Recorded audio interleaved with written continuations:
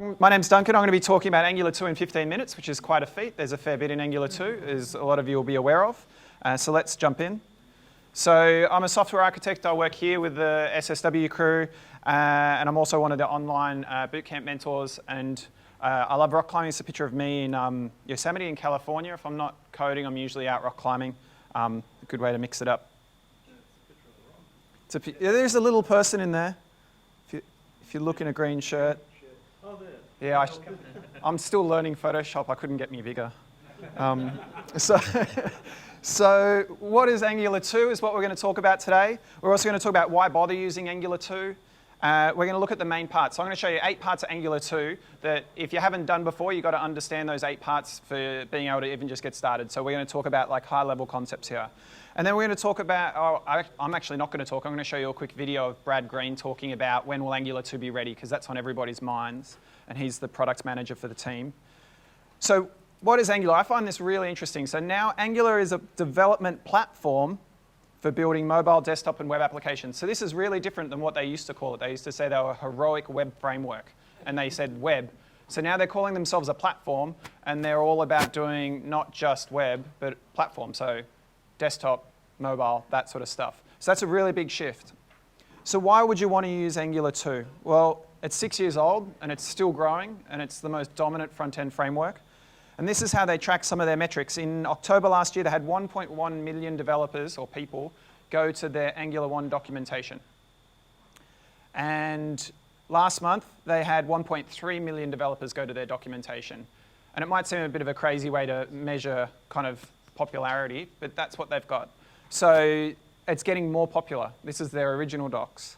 And their new documentation, which is at the angular.io website, completely different website than their original docs, or the version 1, they had 330,000 people visit last month, which is kind of crazy for something that's still in beta. It's still hugely popular and will continue to be hugely popular.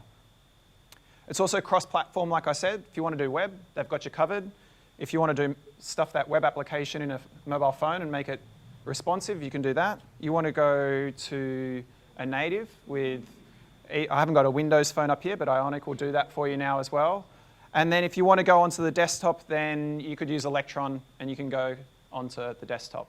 So this is a kind of a big, ambitious change for Angular 2 versus Angular 1.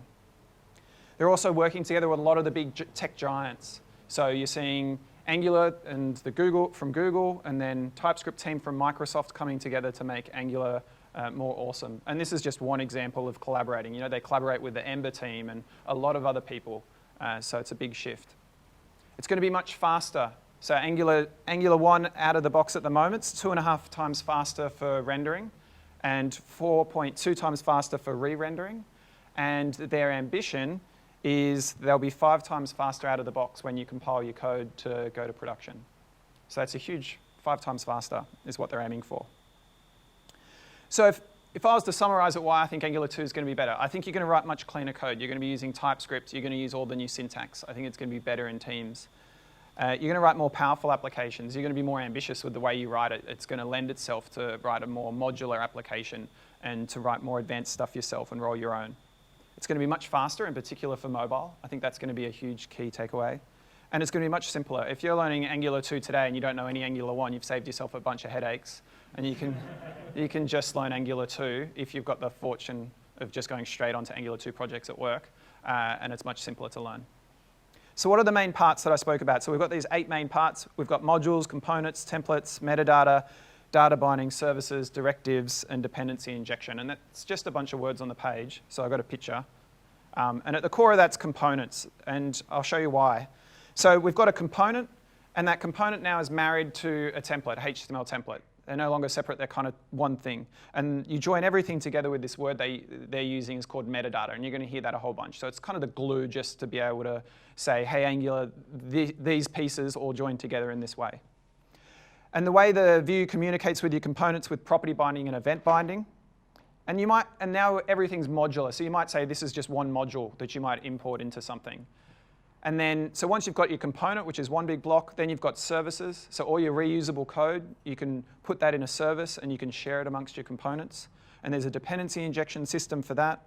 And then there's directives. So directives like ng model, which I'll show you in a second, to achieve two-way data binding between some of the elements on the page and the component model. And they might be modules as well that you import and export around your application. So these are all the main parts we've got to grok to kind of understand Angular 2. But once you have one of these components sitting at the top of a tree of components, it's going to look like this. So you'll choose one component to sit at the top, and that's going to be your master component. And then underneath there, you'll have, maybe this is just a small example, you might have two other components. And then those components might have more components themselves. So you end up with this architecture looks like a component tree, which is really important if this is the first time you're seeing it, because it's a different way of thinking about building an application versus going, I've got a page and another page, and I'm just routing between pages. You're actually routing between components, and you're putting components in your view. So it's a different way of thinking about it.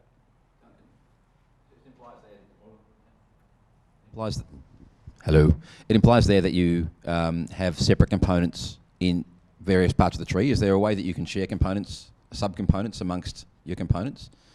So you can make you can instantiate the same component as many times as you want. But it's so you don't, doesn't need to be, it's not actually shared, it's a separate instance. Yeah, you'd make a new instance of it. Okay, Yeah. thanks.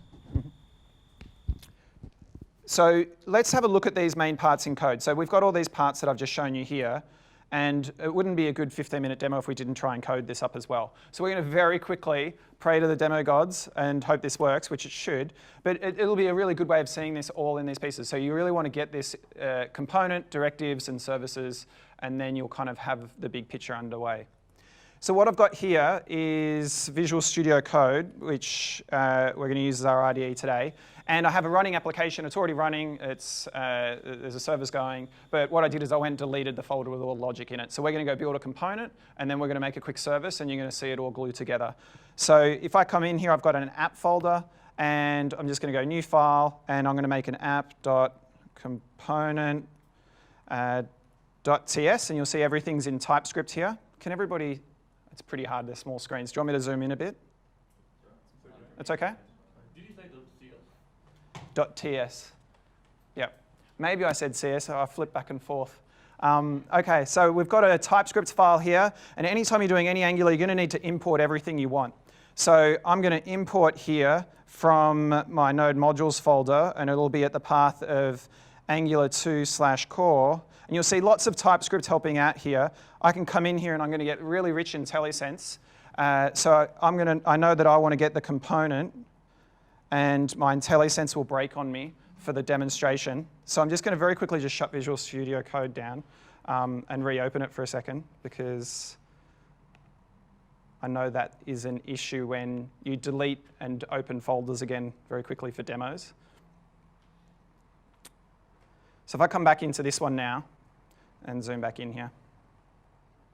Okay, so now I'm going to be getting Intellisense, and you can see all the choices that you have for that. So I'll choose the component, and then I'm going to use that. So now we have these TypeScript decorators, and this is that metadata that I was talking about that we're going to be gluing everything together with. So I choose a component here. I know it takes an object. So in here, I'm going to tell Angular, hey, Angular, everything that I make in this Java or TypeScript class underneath, this is the information or the metadata you need to know about this component, which makes it a component. So I'm going to export a class, which is kind of funky in JavaScript, but this is TypeScript. So I'm going to export a class called app component, like so. And I would put all my business logic inside of here. And then up here, I'm going to put down all the metadata that Angular needs to know to say, hey, take this TypeScript class and treat it like a component. So to do that, I'm going to need to use a selector, which is one of the key parts. And you can see the TypeScript helping out all the way through your development here.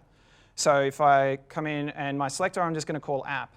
So this selector is what you would expect to see in your HTML as the way of going, if you see this app element, then inject this app component into the HTML at that point.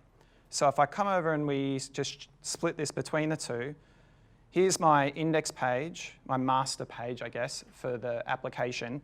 And it's going to inject this component right here. So where this selector lines up with that. So then underneath that, we need to have, remember I said, if we come back to this picture, we've got this HTML template and it's kind of married to a component. We need to put in a template. So I'm going to come down here and do a template. And you can see I've got a choice. I can do a template or a template URL. So I can do it, just write my HTML inline, which I'm going to do here for simplicity. Or I could reference a separate HTML file if it was going to get big and complicated. So I'm going to use new backticks here so I can do multi-line strings in the TypeScript. And in here I'm going to put down a name just as a label and an input box.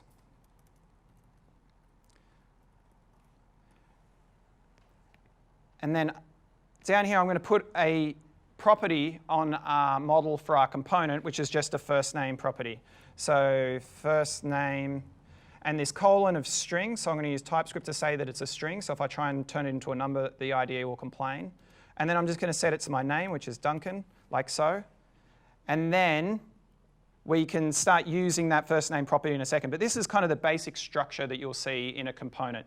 You'll always be import everything you need. There's kind of three main things. You import everything you need, you set up the metadata, and then you have your component down here with all of your business logic for that component. So with this, it's actually not going to work just yet because all I've done is make a component. I haven't actually bootstrapped my application to use Angular. So there's two bits we need to get this to work. One is this component, and then we need to bootstrap it as our top-level component. Remember, we saw the tree of components. So if I want to do that, I'm going to come back over here, make another file called main, but it could be called whatever you want, but this is a convention you're seeing people follow. And again, I'm going to need to import everything I need. So make an import. And this one is from Angular 2/platform, which I find fascinating. Remember I said they're kind of a platform now. So you have to actually say this is going to be browser.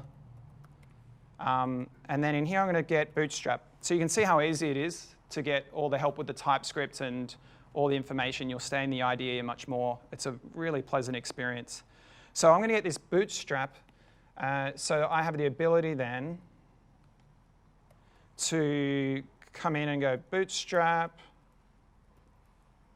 And I'm going to pass it that app component that we just wrote.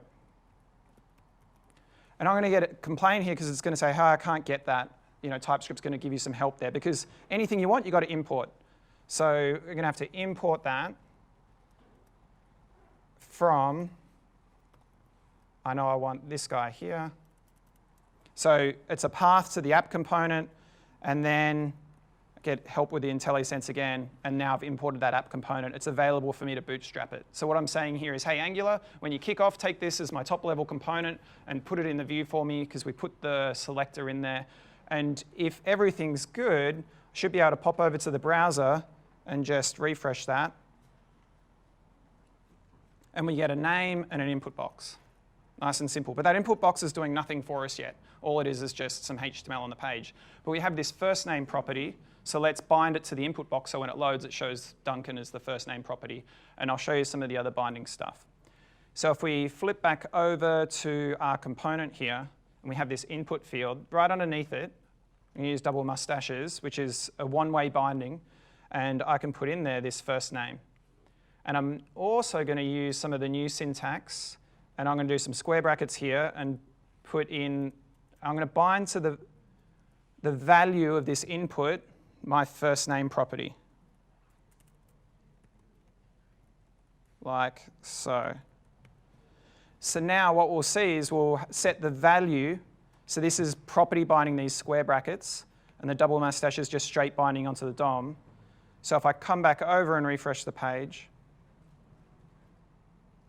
we'll see that we've got Duncan bound to the input value, and we've got Duncan just bound onto the page in the double mustaches. But they're not joined together. If I do anything, so this is a big difference in Angular 1 versus 2. In Angular 1, everything was just two-way binding out of the box. Now with Angular 1, because of performance issues, you're going to have to actually say, hey, can you make it two-way data binding? And I'll show you that now.